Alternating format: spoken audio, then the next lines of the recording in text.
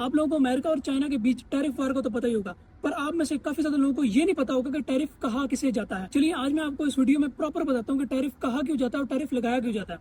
Simple लफ्जों में tariff एक tax का नाम है। जो चीज किसी दूसरी कंट्री से आ रही है, इंपोर्ट होकर आ रही है, उस पर वो कंट्री टैक्स लगाए। फॉर एग्जाम्पल चाइना से अगर आईफोन इंपोर्ट होकर अमेरिका आते हैं तो अमेरिका का प्रेसिडेंट ट्रंप उस पर टैक्स लगाएगा 34%। इसको कहते हैं टैरिफ। अब मैं आपको ये बताता हूँ कि अमेरिका का प्रेसिडेंट ट्रंप वो टैरिफ लगाएगा क्यों। फॉर एग्जाम्पल चाइना अमेरिका को एक आईफोन $100 का देता है।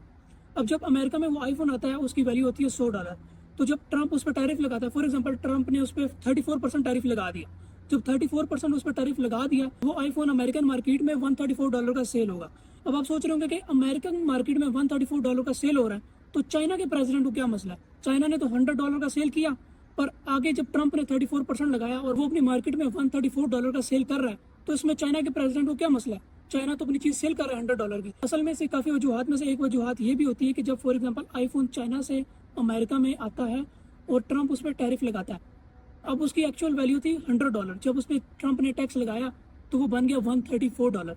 अब कुछ लोग जो है वो नहीं बाय कर सकते क्योंकि उनकी बजट में नहीं आ रहा, टैक्स बहुत ज्यादा है। जिस तरह पाकिस्तान में आईफोन की वैल्यू कितनी ज्यादा है, पाकिस्तान में आप एक आईफोन ले लें तो 4-5 लाख रुपए का मिलता है, और अगर इसी तरह आप दुबई में आए तो वही आईफोन 2.5 लाख रुपए का मिलता है। क्यों?